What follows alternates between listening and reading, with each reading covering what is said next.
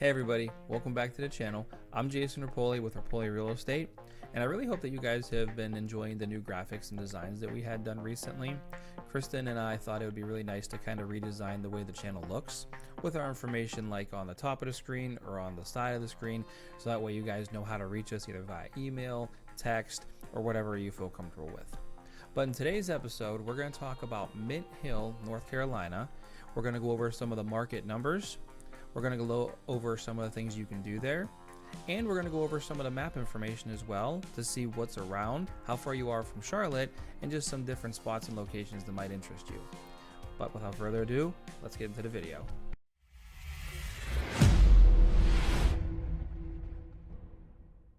So if you've seen my other videos for other places that I've done, I like to start off with the market report. So as you're looking at Mint Hill housing market, the median sale price is $478,500, a 4.6% increase year over year. So of course we're still kind of climbing up there. Prices are not coming down. They did level off about January, February, but then they started kind of marching back up, funny enough, in March. So you'll see that here. Number of houses sold is going down year over year. As you can see, we're kind of like in a downward trend now for quite a while, just because we don't have as many houses on the market as we should. We are still very much in a seller's market. The people who have those low interest rates around 3.5%, they're not really going to want to give up their house payments as low as they are right now and go up to the 6 to 6.5, and I think we're about 6.75, 6.8% as I'm recording this video on May 18th. So no one's going to want to double their interest rate and move if they don't have to. Now you're always going to have the people who need to move either for job changes or some kind of life occurrence. So obviously the people with the low interest rates around 3% just don't want to give that up to go double right now. We are seeing a lot of new builds, at least in the Charlotte area. The new builds, the new constructions, those are really starting to pop. People are realizing that they're not really going to get those resales right now, and they're going to the new builders. And we do have a lot of new builders in the Charlotte area. So if you have any questions on that, reach out. We can help you. There's a lot of townhomes, single family homes, whatever you're looking for. But that's a lot of what is selling right now from what we're seeing here at Rapoli Real Estate. So next we're looking at the median days on market. It's at 60 days, and that's plus 53 year over year. And you can see for a while there we were kind of curving up with a few dips. This one here in March dipped us back down quite a bit to 60. This hasn't updated yet so far for the month of April, but what we're looking at is around the same. It's around 60 days, maybe 50 days, but still right in that range. If you put a house on the market and you price it properly with in a good area with proper staging, it will sell immediately, like within the first weekend or two. You might have to do some negotiating, but in the first weekend or two you should sell it. Now if you overprice, the market knows right now that, hey, you know what, we don't need to buy this right now, we're just going to sit here and wait for it to come down a little bit, or we're going to lowball and then we can negotiate from there. So you can see that the days on market is going down, but it kind of stabilized right around there for the month of April. All right, now moving down the list, we're going to demand, and we're going to look at the first one here, sale to list price. It's at 97.7%, down 5.5% year over year. That just means that sellers are still pricing it a little bit high, and since median days on market is going up, the buyers are actually waiting them out, or they're just kind of lowballing the offer and then negotiating from there at that point to try and get a lower price. So you can see that that's the case here, and we've been on a downward trend for quite a while now, since about the peak of the housing boom, which was about June, July, August of 22. We've been slightly going down ever since, and we're kind of staying right around the 98-99% sale to list price. Within the last month or so, Rapoli Real Estate has seen a tick up in that. We're closing in on about 100%. So now the sellers and the buyers are kind of seeing the level ground of where everything should be priced. The next one kind of correlates with this. Homes sold above list price, as you can see, it's going down 64.6% year over year, and you can see just a drastic drop here because the sellers were still trying to price a little bit higher than they should, and the buyers knew that the market was shifting. Especially a lot of them couldn't afford the new houses with the higher interest rates, so they couldn't even do that. Back a year or two ago, when interest rates were more reasonable, 3, 4, 5%, what have you, people could afford those type of houses. Now they have to lower their expectations because the interest rates are so high that it's making their house payment incredibly high, and they can't afford to do that with everything else about inflation that's going on. So you can see that's why that has been going down quite a bit. And the next one as well, home price drops. When a seller puts it too high to start, then they're going to have to readjust it after that first or second weekend if they don't get enough bites or what they're looking for. Some people are more patient than others, and they'll let it ride for a little bit longer. But a lot of them, after 2 weeks, will drop the price, and after 30 days, they drop the price typically significantly if they don't have a lot of interest, because they just know the market isn't looking at it, what they're looking at. You can see that it's kind of jumpy right now, but that's just because of the fact that we're in this weird place where interest rates are high, housing prices have continued to rise, and we're in the spring and summer season for buying, and they're all just trying to find equal ground and get what they think they're worth. Sellers think their house is worth a lot more, buyers want a deal, and they kind of just got to meet in the middle there. And now we're going to look at one of my funnest stats. It's migration. It's to see where people are coming from and going to when they leave the Charlotte area. If you've seen my videos before, you kind of know the same ones are always on the list, but it's kind of nice to see it and then kind of see if it changes over time. So, of course, the top ones are New York, Washington, Los Angeles, Chicago, San Francisco. A lot of those places, those are bigger cities. A lot of people are coming here we have a lot of jobs here.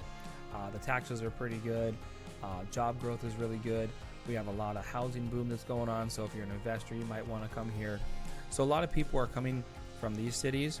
And then when they leave, people are going either to the beach, Myrtle Beach, or Asheville, which is closer to the mountains. You can see that that's a couple of them there. Where Tampa, Florida has dropped. I believe Tampa, Florida was higher on this list. But like I said before in my previous videos, Tampa, Florida is a beautiful place, great weather, a little hot and muggy, but I don't mind the hot.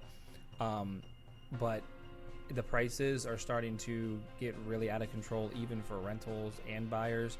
So people just can't afford to live there anymore, but still a beautiful place. And I know that people would still love to go there if the prices would kind of just ease down a little bit. Next on the list is schools. We don't talk about this too much, but we do have resources for you. So if you're planning on moving here and you want to know some good schools, we can direct you to some good resources. So you can just go ahead and reach out via text or email, and we'll be glad to help you out there. All right, next we're going to talk about climate.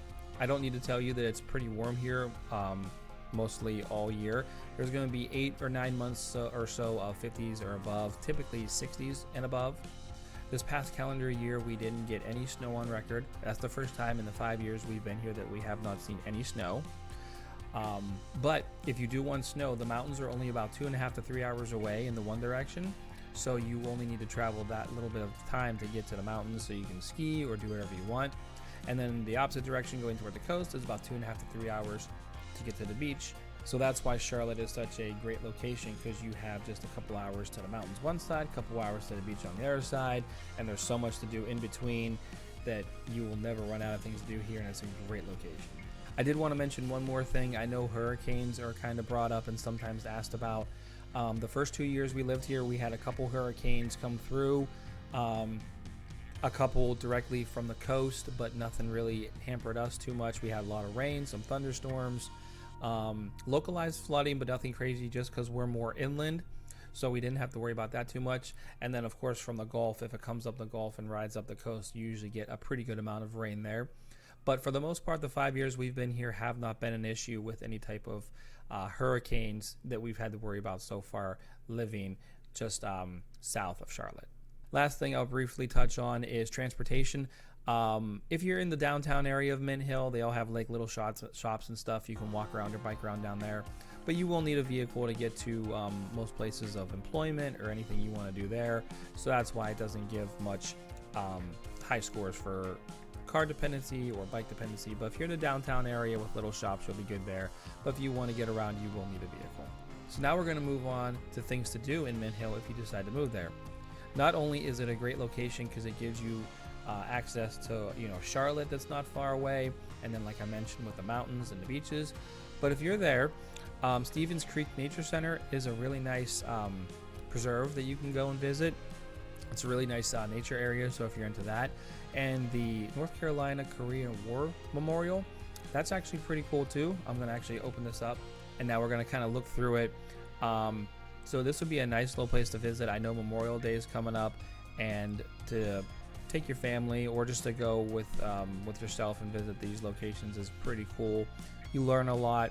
You get to pay respect to those who gave their life for our freedom. So this was actually a really cool place to visit if you're in just visiting the North Carolina Mint Hill area, or if you decide to move here. Definitely take in this site. It is very awe-inspiring, and it's a very nice place. All right, and lastly, something new that I want to introduce to the channel is the maps. My wife, Kristen, puts a lot of effort into these maps. She has locations all over Charlotte for things to do, places to live, points of interest. So we have this map for you if you're interested. Leave a comment in the description or contact us directly. It will really help you get familiar with the area. So right now you can see here's Charlotte. This is the 485 loop that goes completely around Charlotte. Gets quite busy, especially during rush hour in the morning and afternoon, but that's the big loop to get you anywhere in the Charlotte location. So now if we click on Mint Hill, you can see that there's Charlotte, and just to the southeast is the Mint Hill area. These are points of interest. Of course, if you're interested, we can send it to you. And these little gray areas are neighborhoods that Kristen and I are filming for our YouTube video. So if you're interested in those, you can reach out. If you have something that you would like to see and added to our YouTube channel for a neighborhood that you want to check out, let us know. We can easily make a video with that. But this is kind of cool. You can see what's around here. You can see the neighborhoods. Zoom out a little bit and you can see the whole Charlotte area. If you want to, you know, South Carolina is right down here. Lake Norman, Lake Wiley. So we have all this information. Just reach out if you would like it. But just so you can get a graphical sense, Charlotte is right here. And then just to the southeast, you got Mint Hill. So you get the nice suburban feel without being too far from, you know, the big city. And then, of course, our airport is kind of like on the west side here. So you're not too far from that if you do like to travel. All right, and that's all I got from Mint Hill, North Carolina. I hope you guys enjoyed the real estate information and market overview. If you like this video, don't forget to like and subscribe to the channel for more content where we do neighborhood tours and real estate updates so you know exactly what's going on in the Charlotte market. I'll see you next time, guys. Have a great day. Bye.